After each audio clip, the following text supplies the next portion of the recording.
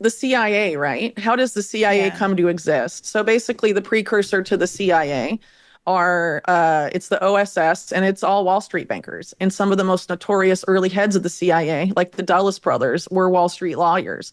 And the early coups of the CIA were all done on behalf of U.S. corporations. So when we talk about intelligence agencies, whether it's in the US or Israel, a lot of times people talk about them as if they're monoliths unto themselves, but they serve people. And usually they serve oligarchy. I mean, I think it's pretty clear that in the United States, there's an unaccountable oligarchy. And the people that end up reaching those echelons of wealth and power, you know, they get there oftentimes with help by people that are already there. In America, we're taught to believe that our intelligence agencies exist to defend freedom, protect democracy, and keep us safe. But what happens when the same agencies entrusted with guarding the public are instead serving the private interests of a select, unaccountable few? What happens when the power to surveil, disrupt, and even topple governments is wielded not for the common good, but to secure the wealth and influence of an elite circle that most citizens will never be allowed to enter? These are not distant hypotheticals. Whitney Webb, an investigative journalist whose work has become a reference point for anyone seeking to understand the nexus between intelligence, organized crime, and global power, has spent years mapping these connections. She argues that the CIA, far from being a neutral guardian of national security, has deep roots in Wall Street and corporate America. Its early coups weren't random foreign interventions. They were calculated moves to protect the profits and dominance of major U.S. corporations. The picture that emerges is disturbing: a tight-knit transnational oligarchy whose influence runs so deep that it bends the mission of entire government agencies to its will. This is not simply about corruption. It's about a system designed from the top down to serve a specific class of people, while everyone else is told a comforting story about patriotism and national interest. If that is true, then it raises uncomfortable questions. How much of our public policy is actually dictated in boardrooms and private clubs? How many of the nation's most celebrated leaders rose to prominence not through merit or public service, but through quiet sponsorship by the very networks that profit from secrecy and control? And perhaps most damning of all, if the rules of the game are written by those already in power, is there any way for the rest of us to win? In this video, Whitney Webb traces one of the clearest case studies of this system in action: a network of billionaires, corporate power brokers, and alleged organized crime figures whose influence spans industries, governments, and even the institutions that claim to hold them accountable. From the CIA's Wall Street roots to the organized crime ties of billionaires like Leslie Wexner, this video will leave you questioning everything you thought you knew about power in America. Hit that subscribe button, ring the bell, and join us as we dive deeper into the truth, because you deserve to know what's really going on. Well, Leslie Wexner is a good segue from what I just brought up, because Leslie Wexner, of course, is Jeffrey Epstein's main benefactor, and he has alleged organized crime ties, which are interesting to explore. And So he's, in the he's mid Mr. 19 Victoria's Secret.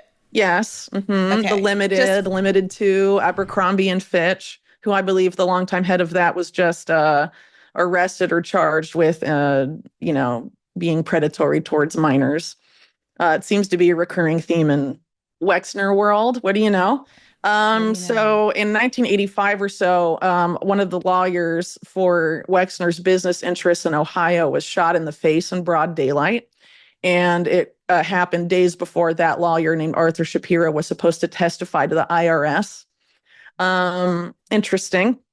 So Columbus, Ohio police began investigating that, and one of the analysts there produced a report essentially tying the crime to Leslie Wexner and detailing Leslie Wexner's ties to organized crime, specifically the Genovese crime family in particular in New York. And that was heavily suppressed by the then Columbus police chief, as he and some other figures were paid by Leslie Wexner to serve as private security at his residences and for other interests. And It wasn't really the document was suppressed for a long time until a Columbus area lawyer and journalist named Bob Petrakis accidentally obtained it via a FOIA request. And now you can find it on archive.org and read it for yourself. But Leslie Wexner in let me backtrack. So not sometime between 1985 and 1987, depending on who you believe, Leslie Wexner hires Jeffrey Epstein to untangle his tangled finances. And Epstein had previously worked at Bear Stearns. He left in 1980, I believe. And he had mainly done rather suspect tax stuff for the elite clients of Bear Stearns. And the And how reason did he he end up at left. Bear Stearns after being a math teacher? Yes. Well, Ace Greenberg ran Bear Stearns at the time, and he thought that Jeffrey Epstein was the best ever, why his kids were attending the Dalton School, and that it was apparently forged through whatever teacher-student relationship, I guess, that Epstein had developed with his children that decision was made. Christ. Okay. All right. So he's at Bear But Stearns. anyway, Yeah. He's yeah, been doing so this tax yes, finagling and for rich people. he ends up leaving because of a tie to an insider trading scandal that intimately involves the Bronfman family. And in 1991, Leslie Wexner and the Bronfmans co-create this group of billionaires called the Mega Group, or that's what it's called by the Wall Street Journal, like 7 years after it was created. The first article on this group appears. And that's what they called themselves, but they're also referred to as the study group in that article. And the other members that are named have ties to organized crime also, which is interesting. Like the Crown family of Chicago are have historic ties to organized crime. They run General Dynamics, the defense contractor, among other things. They have a big role at JP Morgan too, which I did a series about a couple years ago about how Jamie Dimon only became the CEO of JP Morgan because of basically Leslie Wexner's other right-hand man besides Epstein, John Kessler, and then the interests of the Crown family. So God. maybe that's why JP Morgan banked Jeffrey Epstein so extensively, as we know from the USVI case that was settled out of court.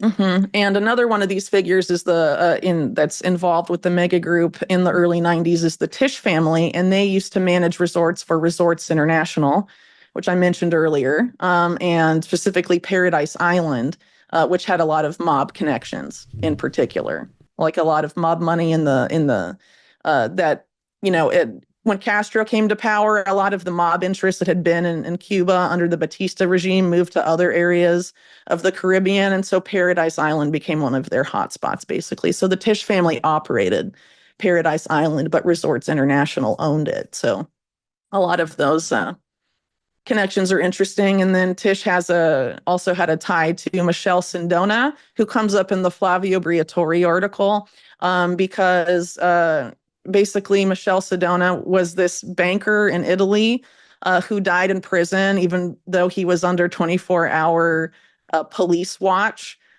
He was poisoned with cyanide-laced coffee as part of this big scandal that enveloped Italy that was basically built around this lodge called a Freemason lodge called P2, but it involved all this other stuff. It's kind of a crazy story in and of itself.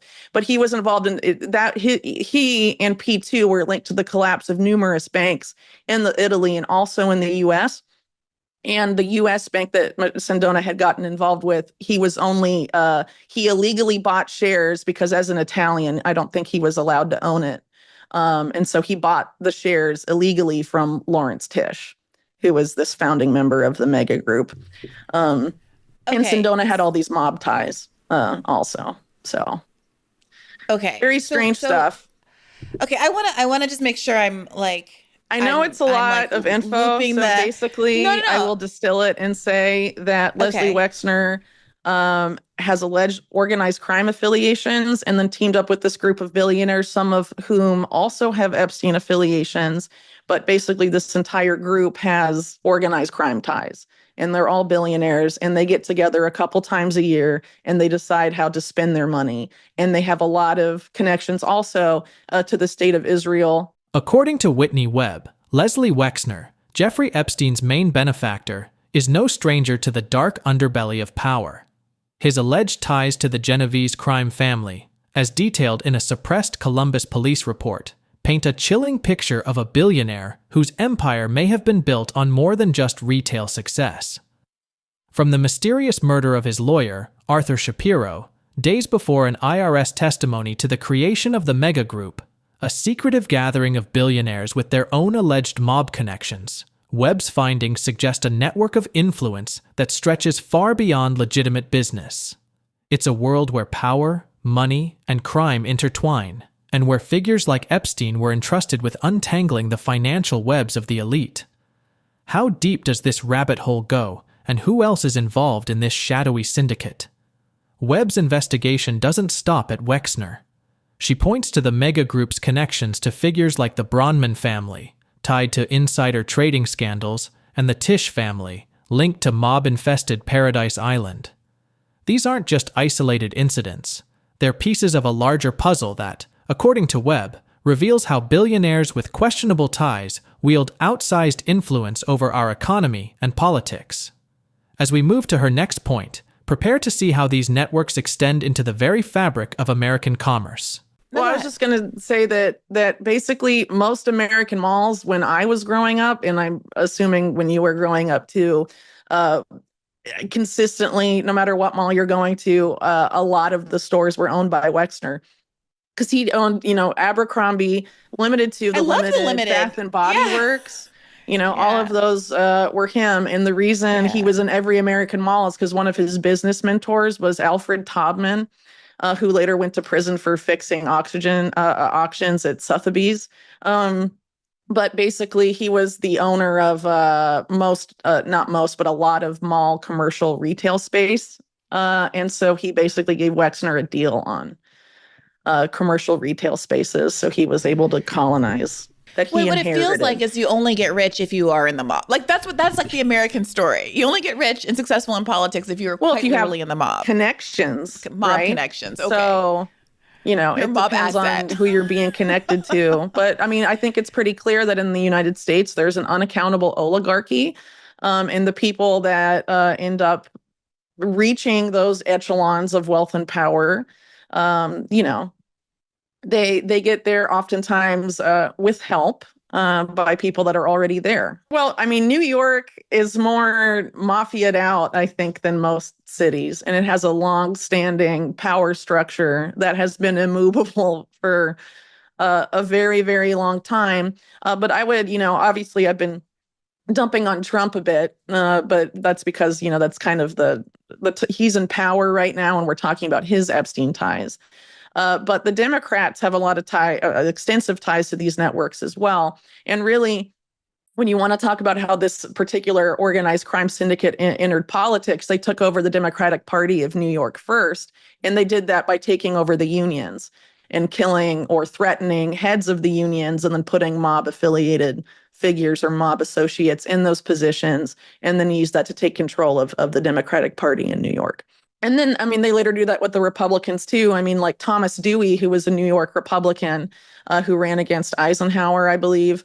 He was very affiliated with mob interests. And he had famously been a prosecutor supposedly targeting the mob, and then becomes a business associate of the mob shortly thereafter. One thing I want to add to this too is that the CIA, right? How does the CIA come to exist? So basically the precursor to the CIA it's the OSS, and it's all Wall Street bankers. And some of the most notorious early heads of the CIA, like the Dulles brothers, were Wall Street lawyers. And the early coups of the CIA were all done on behalf of U.S. corporations, right? Yeah. And to protect U.S. corporate interests. So when we talk about intelligence agencies, whether it's in the U.S. or Israel, a lot of times people talk about them as if they're monoliths unto themselves, but they serve people. And usually they serve oligarchy. And I would argue they serve transnational oligarchy. And more often than not, they tend to have ties to this crime syndicate if you go far back enough. If you strip away the PR gloss of American politics, what emerges is a structure that behaves less like a democracy and more like a closed syndicate. The names and faces may rotate every few years, but the decision-making core remains the same. An overlapping web of corporate interests, political dynasties, and entrenched financial power. The public stage becomes a distraction while the real negotiations happen behind closed doors, among people who owe their position not to voters, but to patrons within that network. This isn't a case of bad apples who occasionally abuse the system. It's the system itself, built to reward loyalty to the inner circle and punish those who operate outside it. That's why investigations stall, scandals vanish from headlines, and the same players resurface in new roles after every supposed fall from grace. It's not resilience, it's protection. The implications are enormous. If our laws, institutions, and even intelligence agencies can be directed to safeguard the interests of a select few, then the idea that the average citizen can hold power accountable becomes little more than political theater. And that should provoke outrage, because it means the future is being decided by people whose priorities have nothing to do with the public good. The real question is whether enough people are willing to see through the facade, challenge the narratives, and reject the illusion that change will come from simply swapping one party or personality for another. Because if the underlying structure stays the same, then so will the outcomes, no matter who's in charge. If you think this conversation matters, if you believe these connections need to be seen by more people, don't let it end here. Share this video, leave your thoughts in the comments, and hit like and subscribe so more people can break past the headlines and see the full picture.